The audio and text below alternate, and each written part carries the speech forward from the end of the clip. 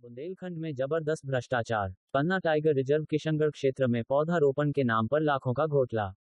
मौके पर नहीं है पौधे व गड्ढे फिर भी निकाल ली राशि। जांच में जुटी पन्ना टाइगर रिजर्व की टीम। कैमरे के सामने कुछ भी बोलने से किया इनकार।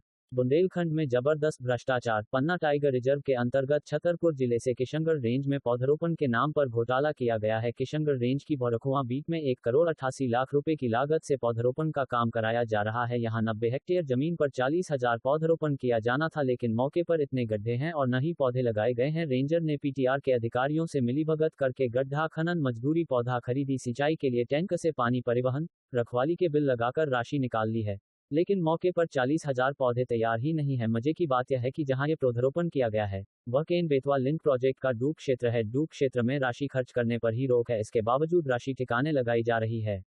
पन्ना टाइगर रिजर्व के बफर जोन में छतरपुर जिले की सीमा में किशनगढ़ रेंज है। किशनगढ़ रेंज के तहत भौरखुआ बीट के तहत कक्ष क्रमांक P523 में पौधारोपण का प्रोजेक्ट स्वीकृत किया गया है। वर्ष 2021-2022 में 90 हेक्टेयर क्षेत्र में 40,000 पौधों का रोपण करने के लिए प्रोजेक्ट स्वीकृत किया गया है। इस प्रोजेक्ट पर प्रति हेक्टेयर 2,09,851 रुपए खर्च करने के लिए मंजूर किए गए हैं।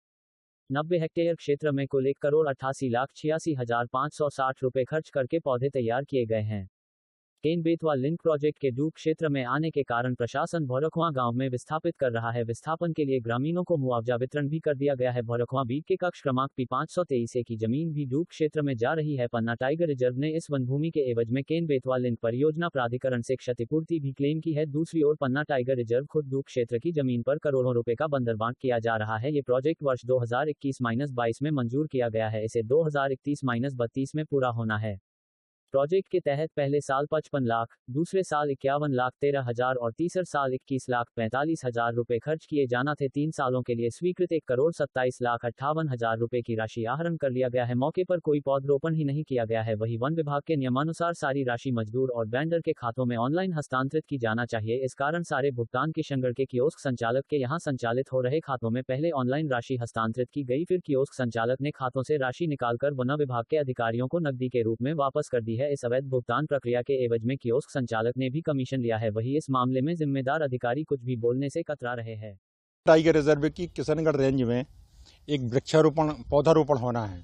वो पौधारोपण 2 करोड़ की राशि से होना है और वहाँ पर जो 40,000 गड्ढे खोदे गए हैं, वो गड्ढों के लिए पौधे भी नहीं मिल रहे हैं। और केवल गड्ढे खोदने के बाद में वो गड्ढे भी आधे खुदे हैं, पूरे गड्ढे भी नहीं खुदे हैं। और वो जो गड्ढे खुदे हैं वो उस कंपार्टमेंट में खुदे हैं जो डूब क्षेत्र में आना है। तो इसलिए इनका ये सोचना है कि हम अभी पौधे नहीं लगाएं, ये केवल गड्ढे खोदने के बाद में छोड़ दिए जाएं।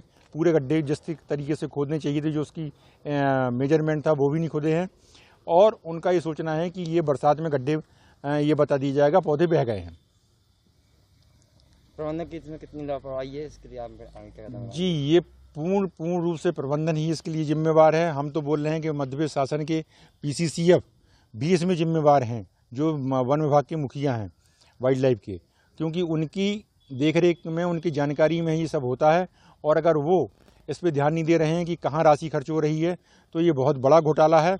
और इसको अगर देखा जाए तो वर्तमान समय में जो टाइगर रिजर्व या किसी भी विभाग के लोग, वो सब भाजपा के नेताओं के नीचे आ चुके हैं, उनसे दबे हुए हैं। नेता जो जिस तरीके की बात करते हैं वो करते हैं, और जो राशि का गबन होता है उसमें सभी का बंदरबांट उसमें होता है।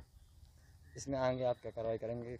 देखिए, इसमें हम आपको बता रहे हैं कि ये होना ये चाहिए कि सन 2000 में जब टाइगर रिजर्व में पूरे टाइगर खत्म हो गए थे, रिलोकेट हुए थे, दोबारा से आए थे, तो उस समय से लेकर के वर्तमान तक जो पूरा का पूरा जो राशि खर्च हुई है, जो वाइल्ड लाइफ यहाँ आई है, जो वाइल्ड लाइफ खत्म हो रही है, जो मुकदमे चले, उन सब की एक विस्तृत ऑडिट हो। और ये जो राशि का संबंध का है, ये प्रधानमंत्री जी ED को सौंपे, जिससे ये पता लग पाए कि पन्ना में कितनी राशि का गबन है। और अगर ये ED को सौंपी जाती है तो हम आपसे ये कह रहे हैं, इसमें कम से कम 20 से 25 भाजपा के नेता जेल जाएंगे, और इसके बाद जो कम से कम 150 से 200 कर्मचारी जेल जाएंगे टाइगर रिजर्व के। Rajesh Dikshit, advocate, wildlife expert, member NTCA।